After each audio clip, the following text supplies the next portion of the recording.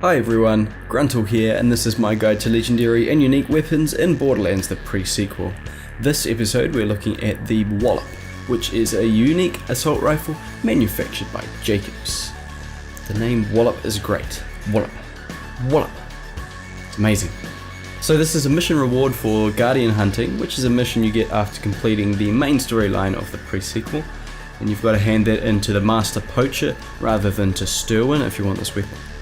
If we have a look at it here, you can see that it has kind of a cool skin, bit of a shiny looking skin, kind of the colours are similar to that of the Guardians of the pre-sequel, so that's pretty cool. If we look at the parts here, we have the Jakobs barrel. It's always going to spawn with the Jakobs barrel, and that's going to give increased damage, but it's also going to give increased recoil, I believe, and worse accuracy than a Dahl barrel or something like that.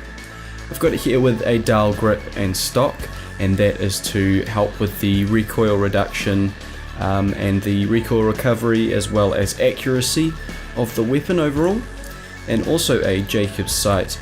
That's just to match up with the Jakobs body, and I think that the Jakobs sight is quite good for assault rifles.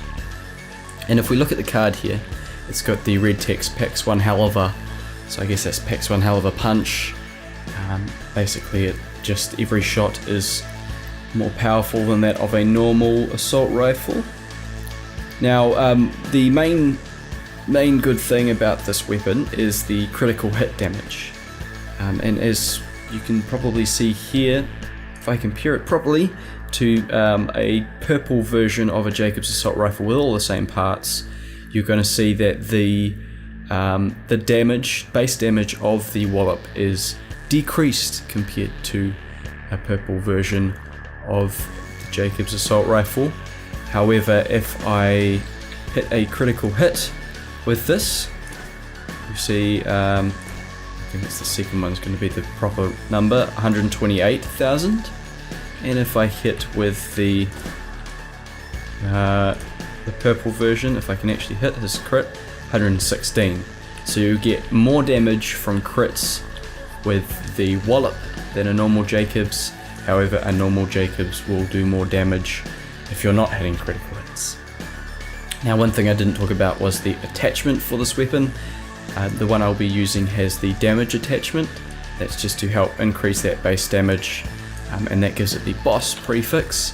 But you could also have it with the horse prefix, which is from the stability, the foregrip of this weapon, and that's going to help with the accuracy and recoil reduction of the weapon again, so you can get more accurate shots, hit more criticals.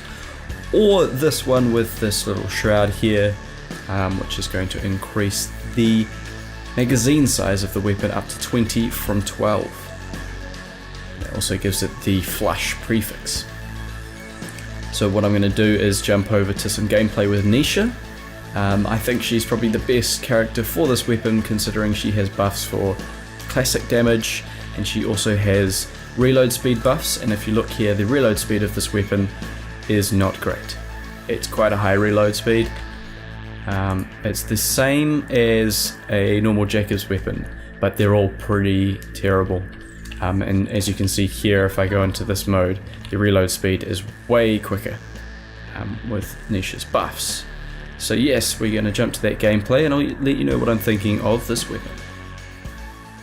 So we're here in Overlook with Nisha and the Wallop, and I'm going to try and get a kill here before I start Showdown so that I get the Tombstone skill activated. However, I end up going down and fight for my life mode because I don't have very much health regen, and those health trails didn't quite get to me in time. But when I do get up and I do get Tombstone skill activated and Showdown, enemies start falling down around me. The critical hits from Tombstone basically mean that this weapon is being used to its maximum potential most of the time. So it is a useful weapon with Nisha and Tombstone skill. However, with other characters I don't think it will be as viable because you need to be a lot more accurate and hit those critical spots more, and that's a lot more difficult to do. So if you want to read more about this weapon, there's a link in the description below the like button to the wiki page. There's not much else I need to say about this weapon apart from that was an awesome kill at the end there with a grenade right to that guy's face and the critical from the tombstone skill. So yes, I hope you enjoyed this video. If you want to watch more of these weapon guides from me, please subscribe because that would be awesome. And I hope you enjoyed. As I said, thanks for watching.